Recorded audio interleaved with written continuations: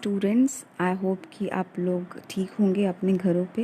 And आज का जो वीडियो है वो क्वेश्चन एंड आंसर सेशन है आपका फर्स्ट चैप्टर का। आई होप कि आप लोगों ने एक बारी दोबारा चैप्टर पढ़ के क्लियर कर लिया होगा। अगर आप लोगों को कोई भी प्रॉब्लम है तो आप लोग मुझे कमेंट करिएगा, मैं आपके सारे क्वेश्चंस का रिप्लाई करूँगी। सो आज क्वेश्चंस कर लेते हैं। जैसे कि मैंने बताया कि बहुत सारे ऐसे बच्चे हैं, बहुत सारे, आई थिंक 95% स्टूडेंट्स ऐसे हैं, स्पेशली मैं स्मॉल टाउन के स्टूडेंट्स की बात करूं, जो ऐसी जगह से बिलोंग करते हैं जहाँ पे प्रॉपर क्वालिटी ऑफ एजुकेशन नहीं प्रोवाइड होता है। क्वेश्चन की मीनिंग समझने में प्रॉब्लम होता है, उन्हें एग्जैक्टली पता भी नहीं होता है कि क्वेश्चन के आंसर में क्या लिखना है।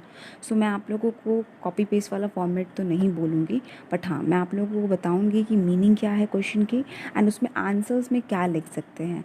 एंड आप लोग अपनी लैंग्वेज में बेटा लिखने की कोशिश करिए। मे भी हो सकता है कि ग्रामर की प्रॉब्लम हो, ग्रामेटिकल मिस्टेक्स हो, मे भी हो सकता है कि प्रॉपर वे में आप लोग ना लिखें, बट एटलीस्ट आप ट्राई करो। अगर ट्राई नहीं करोगे तो पता कैसे चलेगा कि कहाँ पे मिस्टेक्स हो रहे हैं। आप ट्राई करके अपने आंसर्स आप मुझे सेंड कर सकते हो कमेंट बॉक्स में, एंड मैं रीचेक करके आपको रिप्लाई कर दूँगी कहाँ मिस्टेक्स है। अगर मिस्टेक्स इतनी ज़्यादा नहीं होंगी एंड मुझे लगेगा कि प्रॉपर है, क्योंकि क्लास 10th के स्टूडेंट से ज़्यादा एक्सपेक्टेशन भी नहीं होती कि वो प्रॉपरली अच्छे से लिखें। ग्रामेटिकल मिस्टेक्स बस थोड़ी बहुत सही होनी चाहिए, बट कोशिश करिए, क्योंकि आने वाले समय में आपको प्रॉपर ग्रामर भी आनी चाहिए, प्रॉपर वे ऑफ राइटिंग पता होनी चाहिए कैसे लिखते हैं। So it's very important. So let's start. First question आप लोगों का है बेटा कि व्हाट डिड लैंचो होप फॉर। क्या लैंचो होप करता है? आप लोगों को पता है कि होप क्या करता है? अलग अलग परसेप्शन हो सकता है बेटा, यहाँ पर दो चीज़ें हो सकती हैं, आप दोनों चीज़ें लिख सकते हो। द फर्स्ट, ही होप्स की, सॉरी, डिड है तो पास्ट फॉर्म में होगा बेटा। तो जब भी क्वेश्चन आपका पास्ट फॉर्म में होता है तो आपके आंसर भी पास्ट फॉर्म में ही होने चाहिए। एंड अगर प्रेजेंट में है तो प्रेजेंट में, फ्यूचर है तो फ्यूचर में। मिक्सअप आप नहीं कर सकते हो कि पास्ट में क्वेश्चन पूछा गया एंड आंसर आप फ्यूचर एंड प्रेजेंट में लिखोगे। सुनो, आंसर आपके रॉन्ग हो जाएगा। पहला चीज़ वो ये होप करता है कि बारिश आए, जो भगवान है वो बारिश को भेजे, सो दैट कि उसकी जो फसलें हैं वो और अच्छी से हो जाए। एंड जब कटाई हो तो उसकी जो अच्छे राइप कॉर्न हैं, जो मक्के हैं, वो अच्छे से बिके मार्केट में। दूसरी चीज़ वो होप करता है बेटा कि जो गॉड है, क्योंकि सब कुछ एकदम स्टॉर्म आया, बारिश आई, कहीं ना कहीं ओले पड़ना शुरू हुए, तो वो होप करता है कि गॉड जो है वो नहीं छोड़ सकता अपने बंदों को, वो कहीं ना कहीं से मदद भेज ही दे देता है। तो कहीं ना कहीं एक सॉलिटरी होम में जब सारी प्रॉब्लम्स एक साथ इकट्ठा हो रही थी एंड उन्हें लग रहा था कि हंगर से वो मर ना जाए कहीं, एक होप था लंचो के मन में कि वो कभी भी नहीं छोड़ेंगे, क्योंकि वो भूखे किसी को मरने नहीं देते, कहीं ना कहीं से इंतज़ाम कर ही देते हैं। तो ये होप था। I mean sorry for outer disturbance. आप लोगों को मैंने पहले भी बताया है कि मैं एक ऐसी लोकेलिटी में रहती हूँ यहाँ पे बच्चे बहुत चिल्लाते हैं, so sorry, pardon me. Okay, next है आप लोगों का क्वेश्चन जो है वो ये है कि वाई डिड लैंचो से the rain drops were like new coins. मैंने आप लोगों को पहले भी बताया है बेटा कि क्यों कहा था, क्योंकि बारिश जो होता है वो बहुत ही ज़्यादा वैल्यूबल होता है फार्मर्स के लिए, बहुत ज़्यादा वैल्यूबल होता है, क्योंकि बारिश जो होता है वो फसलों के लिए बहुत इंपॉर्टेंट होता है। जब तक बारिश नहीं होगी, फसल जो होगी वो अच्छे से निखर के अच्छे से पकेगी नहीं। एंड अगर फसलें जब कटेंगी तो अच्छा मार्केट वैल्यू नहीं मिल पाएगा। कहीं ना कहीं अगर बारिश नहीं होती है बेटा, आपने सुना है कि बारिश की कमी की वजह से सारी फसलें ख़राब हो गई, किसान जो है वो गरीबी में जी रहे हैं। तो बारिश एक बहुत इम्पॉर्टेंट एक ब्लेसिंग होती है फार्मर्स के लिए। एंड इसीलिए जो बूंदें थीं वो कहीं ना कहीं कॉइन्स से इसलिए कंपेयर कर रहे थे, लैंचो इसलिए कंपेयर कर रहा था कि वो जो बारिश की बूंदें हैं, जो गोल्ड कॉइन्स हैं, वो फसलों को इतने इतने अच्छे से कर देंगे, जब वो मार्केट में बेचने के लिए जाएगा तो कहीं ना कहीं वो, ऐसा नहीं कि गोल्ड कॉइन्स उसको मिलेंगे उसकी फसलों के लिए, बस इसलिए कि उसको पैसे मिलेंगे, मनी मिलेंगे, जो उसके लिए बहुत ज़्यादा वैल्यूबल होंगे। एंड वैल्यूबल चीज़ अगर आप कैसे बताते हो, कैसे कंपेयर करते हो, यार तुम तो हीरा हो यार, तो आप वैल्यूबल चीज़ को किस तरह से आप कंपेयर करते हैं? तो सबसे ज़्यादा वैल्यूबल चीज़ क्या होती है? गोल्ड होती है या डायमंड होता है या जेम्स होते हैं, जिस तरह से भी आप कंपेयर करना चाहो किसी भी चीज़ से। तो उसके लिए वैल्यूबल जो था वो कंपैरेटिवली वो किस तरह से दिखा रहा था कि गोल्ड कॉइन से उसका वैल्यूबल था, उसके जो पैसे मिलने वाले हैं, उसकी जो फसलें हैं और पूरे साल का खर्चा चलने वाला है। एंड वो बहुत ज़्यादा खुश था यार, बहुत ज़्यादा खुश था। उसे ऐसा लग रहा था कि जैसे गोल्ड कॉइन्स मिलते हैं ना किसी इंसान को तो वो खुश हो जाते हैं, तो बारिश को देखकर उतनी ही स्ट्रॉन्ग फीलिंग थी उसके मन में, उतनी ही खुशी थी जैसे मानो कि किसी गरीब इंसान को गोल्ड कॉइन्स मिलना शुरू हो जाए। थर्ड है, how did the rain change, what happen to Lencho's field, कैसे रेन चेंज हुआ। पहले तो बहुत हल्की बारिश होना शुरू हुई, फिर तेज़ से होने लगा, लैंचो बहुत खुश हुआ, but all of a sudden hello storm आने लगा, ओले गिरने लगे। एंड ये चेंजिंग आई कि रेन से हेल स्टॉर्म आने लगा। एंड हेल स्टॉर्म जो था, जो बर्फ़ जो गिर रहे थे छोटे छोटे टुकड़ों में, इस वजह से लैंचो का जो फील्ड था वो कम्प्लीटली डिस्ट्रॉय हो चुका था, कम्प्लीटली डिस्ट्रॉय हो चुका था। आप ये मेंशन भी कर सकते हो कि जितना लॉकस्ट जो अटैक होता है, जो कम्युनिटी में आती हैं, जो ग्रुप में आती हैं, वो भी अगर आती हैं तो कुछ ना कुछ क्रॉप्स छोड़ कर जाती हैं, बट जो हेल स्टॉर्म था वो कम्प्लीटली डिस्ट्रॉय कर चुका था उसके फील्ड को। What were Lencho's feeling when the hail stopped, क्या फीलिंग था, मतलब कहते हैं ना कि he filled with sadness. Obviously अगर लैंचो की जगह पे अगर कोई भी होता तो वो यही फील करता कि पूरे उसके कई महीनों की जो मेहनत थी वो एक घंटे के अंदर सब कुछ तबाह हो गया। कहीं ना कहीं उसे ये लगा, आई एम सॉरी मेरा तकिया कलम है, आई थिंक कि मैं बार बार रेपिटेटिव मूड में कहीं ना कहीं क्योंकि मैं बहुत, मेरी आदत है ये चीज़ बोलने की, तो इसलिए प्लीज़ इग्नोर करिएगा। मैं कितनी कोशिश करती हूँ कहीं ना कहीं समवे और दी अदर ना यूज़ करूँ, बट ऑटोमेटिकली आ जाता है। कहाँ थे, लैंचो की जो फीलिंग थी वो बहुत सैड था, वो बहुत परेशान था। उसे ऐसा लग रहा था कि इस साल जो है हमें भूख का सामना करना पड़ेगा।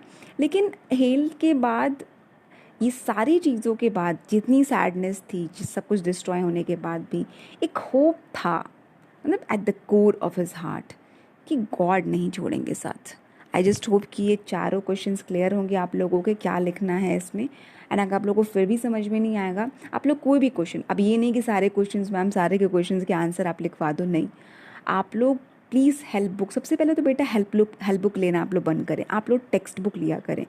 क्योंकि आप लोग अगर हेल्प बुक लोगे और उसमें हिंदी इंग्लिश का कंपेरिजन, आप सिंपली क्या करते हो कि उस हिंदी की मीनिंग पढ़ के एंड नीचे दिए हुए क्वेश्चन आंसर्स को रट्टा मार के आप अपने इंग्लिश के सब्जेक्ट को कंप्लीट कर लेते हो। बट ट्रस्ट मी बेटा, trust me, I am much experience than you and I can understand very well कि आप लोगों के लिए टफ़ होगा, बट मुझे पता है कि बहुत इंपॉर्टेंट है आपके लिए इंग्लिश लैंग्वेज। ऐसा नहीं है कि कोई टूल है कि आपको ये बताता हो कि मतलब यार आप कितने ज़्यादा टैलेंटेड हो ना, it's not a measuring tool to जज someone's talent, no it's wrong.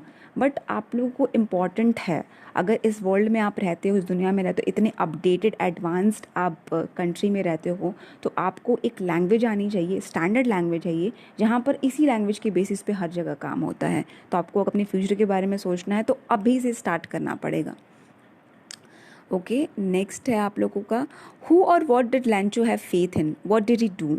अब ये बताइए कि लैंचो का फेथ किस में था, डेफिनेटली गॉड में था, बहुत स्ट्रॉन्ग फेथ था गॉड में।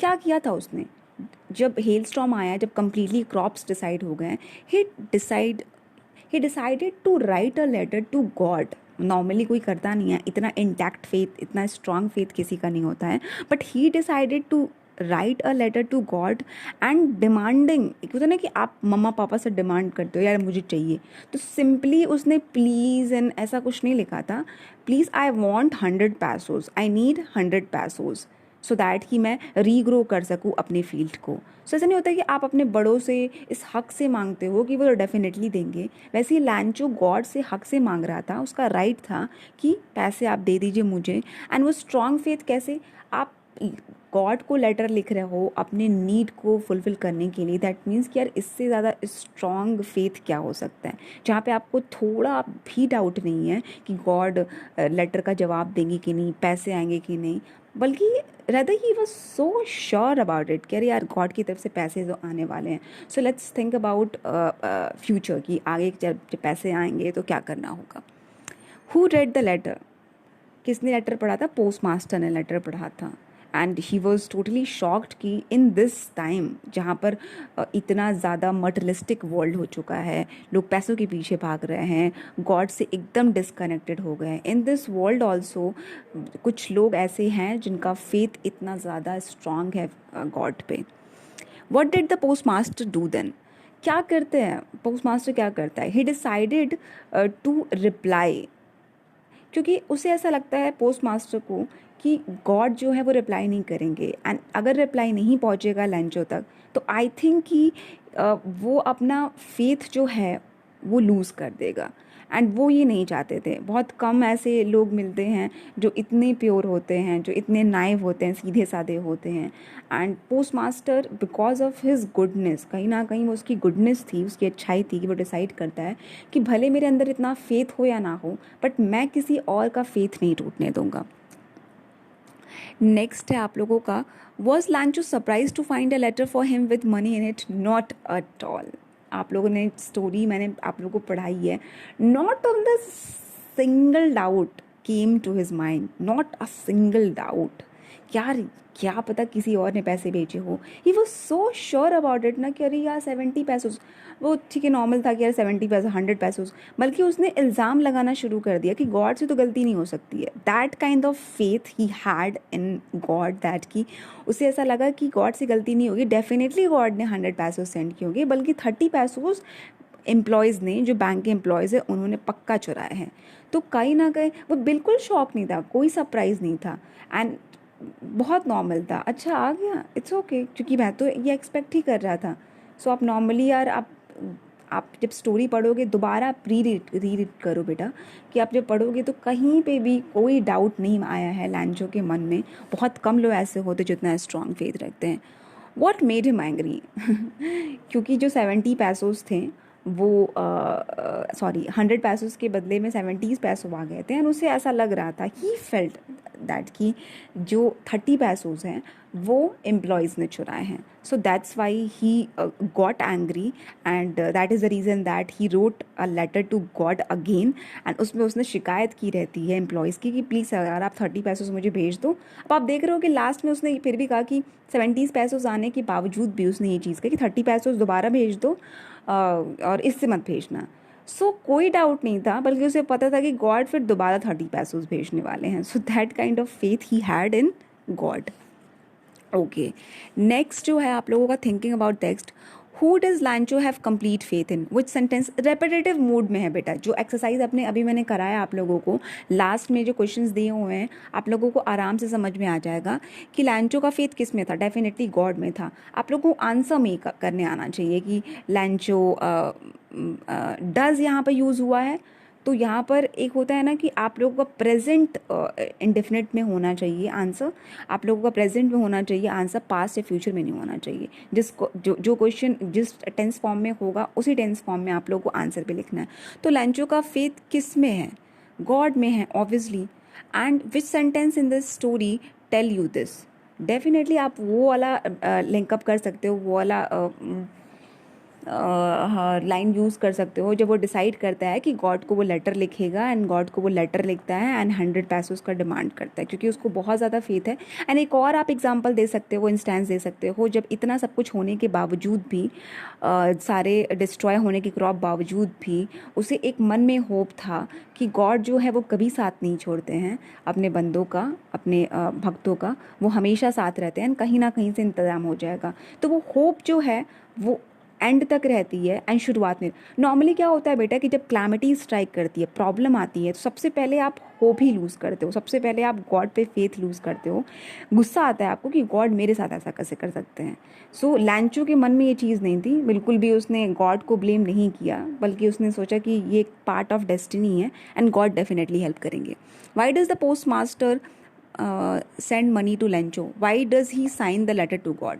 सिमिलर आंसर होगा, क्योंकि वो जो फेथ है वो लूज़ नहीं करवाना चाहता था. वो चाहता था कि इस टाइम में अगर किसी का फेथ इंटैक्ट है, in this time, in this industrial and computerize time, जहाँ पे इतना एडवांस लाइफ हो गई है कि यहाँ पर आप आपके मन में सिर्फ बिट्रेयल वाली फीलिंग होती है, एंगर वाली फीलिंग होती है, रिवेंज वाली फीलिंग होती है, इस टाइम पे अगर कोई ऐसा नाइव पर्सन मिलता है जो इतना होप रखता है गॉड पे, कंप्लीट होप रखता है, तो वो नहीं चाहता था कि वो उस होप को लूज़ करे। तो इसलिए उसने डिसाइड किया रहता है कि वो मनी भेजेंगे एंड वो गॉड का साइन करता है, सो दैट कि उसे पता चल रहा है कि ये गॉड ने ही भेजा है। Did Lancho try to find out who had sent the money to him? Why not? No, he did not try to find it. मतलब क्योंकि he had complete faith in God, था ना complete faith, तो वो ढूंढने की कोशिश क्यों करेगा? डाउट जहाँ पे होता है वहाँ पे आपके मन में क्वेश्चन आते हैं ना कि मे बी नॉट, शायद गॉड ने भेजा हो, शायद गॉड ने ना भेजा हो, but he had complete faith, complete extreme faith in God, that कि उसके मन में एक पल के लिए भी सवाल नहीं उठता है। Because there are lots of instances, there are lots of examples in your story जहाँ पे ये शो करता है लैंचो कि उसे कंप्लीट फेथ है। तो ये तो सवाल उठता ही नहीं है कि उसने कोशिश की हो ये ढूंढने की कि मनी कहाँ से आया है। Who does Lancho think that has taken the rest of money? क्या सोचता है किसने पैसे लिए होंगे? डेफिनेटली एम्प्लॉयज़ ने लिए होंगे जिसने उनकी मदद की थी, बट लैंचो को ये चीज़ नहीं पता थी। What is the irony in the situation? Irony मतलब क्या होता है बेटा? Irony एक पोइटिक डिवाइस है जो हम नॉर्मली सेंटेंस को या स्टोरी को ब्यूटिफाई करने के लिए करते हैं, एंड इसका मतलब सिंपली यही होता है कि आप जो सोचते हो बिल्कुल उसका ऑपोजिट होता है। समटाइम्स आप घर स्कूल जाते हो एंड आपको दिमाग में रहता है यार आज तो संडे, कल तो संडे है या आज फ्राइडे है या तो आज तो स्पेशल कुछ बनेगा, तो आप ये होप करके जाते हो यार कि अच्छा सा चिकन बिरयानी बनेगा या चिली पनीर बनेगा या जो भी आपका फेवरेट होगा। जब आप घर पे जाते हो तो करेले की सब्ज़ी मिलती है। सो जो आप एक्सपेक्ट करते हो बिल्कुल उसका ऑपोजिट होता है। तो यहाँ पर क्या हुआ कि every coin has two sides. लैंचो को लगता है कि उसने पैसे चुराएं एम्प्लॉयज़ ने, एंड आरिनी क्या है कि पैसे उन्हीं लोगों ने भेजे थे और इतनी मशक्क़त से भेजे थे और उन्हीं लोगों को लैंचो का गुस्सा सहना पड़ रहा है। उन्हीं लोगों को लैंचो ने झूठा कहा, चीटर कहा, बिट्रेयर कहा एंड गॉड से शिकायत भी की। तो यहाँ पे आयरनी ये है कि लैंचो को पता ही नहीं है कि जिसको वो सुना रहा है, जिसको वो बुरा समझ रहा है, वही उसकी मदद करने वाले हैं बुरे टाइम में उसके। Remember that the irony of a situation is unexpected aspect of it. An ironical situation is strange or amusing because it's the opposite of what is expected.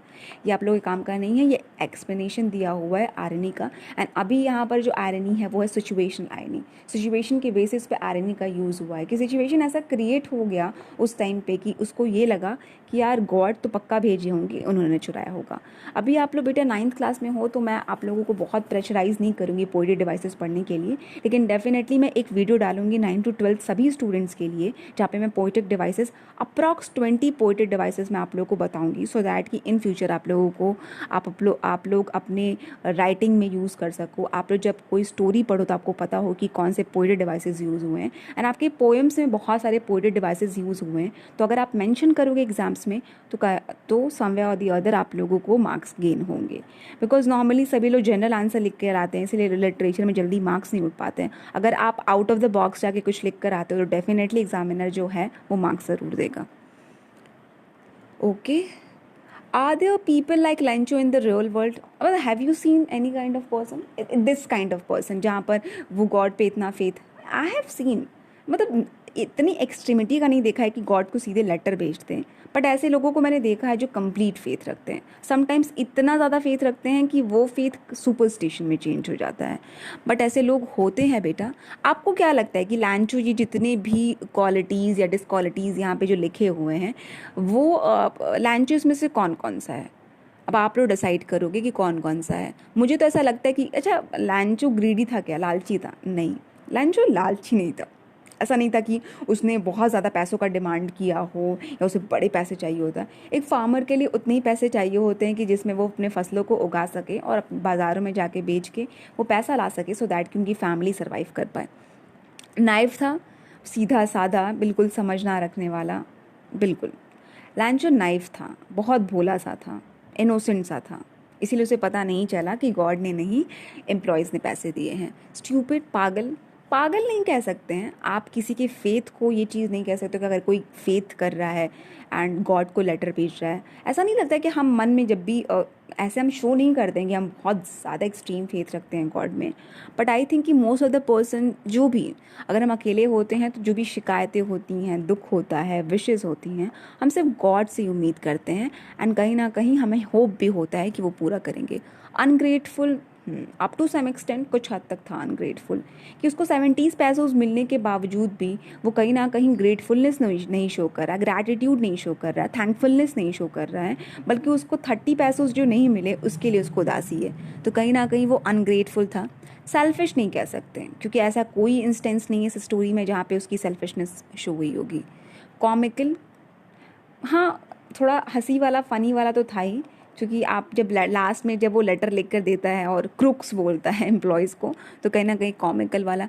Unquestioning, unquestioning up to some extent, क्योंकि वो question raise नहीं करता, उसके मन में questions नहीं आते, लॉजिकलिटी नहीं आती, रीज़न नहीं आता है कि मे भी हो सकता है कि गॉड ने नहीं किसी और ने ये चीज़ भेजी होगी। तो without having any kind of question he had faith in God and बस वो एक्सेप्ट कर लेता है एंड जो नहीं मिलता उसके लिए वो इल्ज़ाम लगाता है, आई थिंक। और there are two kinds of conflict in the story between humans and nature and between humans themselves.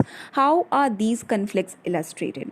अब ये जो क्वेश्चन है बेटा बहुत इंपॉर्टेंट क्वेश्चन है, जो कि नॉर्मली जो होता है कि मैं अपने बच्चों को होमवर्क देती हूँ इस चीज़ का। सो मैं अब चाहूँगी कि आप लोग भी इस क्वेश्चन का ट्राई करके देखो। यहाँ पे दो कन्फ्लिक्ट्स दिखाए गए हैं। एक तो जो ह्यूमन वर्सेस नेचर वाला जो चीज़ है, किस तरह से लैंचो एक जगह खड़ा है एंड बारिश जो रिप्रेजेंट क्या कर रहा है, हेल स्टॉर्म रिप्रेजेंट कर रहा है नेचर को, ये कन्फ्लिक्ट दिखाया गया है।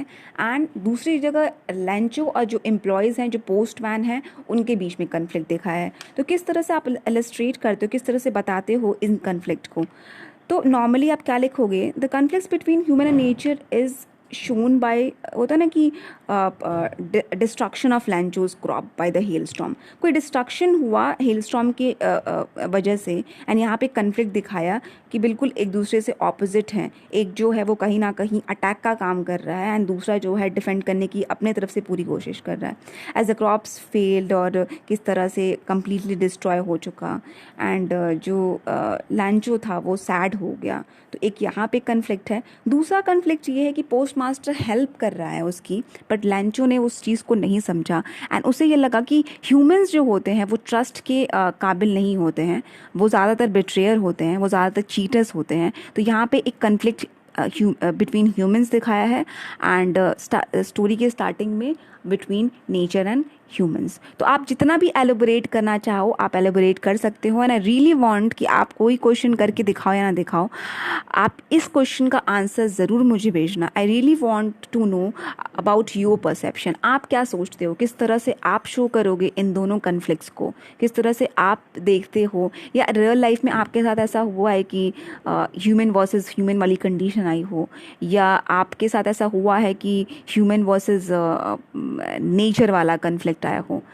बहुत ही रिलेटेबल एग्जाम्पल है बेटा। अभी हमारा जो कन्फ्लिक्ट चल रहा है वो ह्यूमन वर्सेस नेचर ही चल रहा है। हम कोरोना से अगर परेशान हैं तो कहीं ना कहीं कोरोना जो है वो रिप्रेजेंट कर रहा है नेचर को, वो गॉड की तरफ से आया है एंड हम ह्यूमंस हैं। तो किस तरह से एक कन्फ्लिक्ट है एंड किस तरह से कोरोना जो है वो हमें डिस्ट्रॉय कर रहा है एंड कहीं ना कहीं एक लेसन दे रहा है कि वी ह्यूमन बीइंग जो हम खुद को सबसे ज़्यादा सुपीरियर समझते हैं, सबसे ज़्यादा इन्फीरियर कंडीशन में हम आ गए हैं। हम जिस नेचर को बहुत हार्म करने की कोशिश करते थे, खुद को सुपीरियर मानते थे, हम एनिमल्स को हार्म करने की कोशिश करते थे, हम पेड़ों को काटा करते थे और खुद की सुपीरियरिटी हम हमेशा दिखाया करते थे।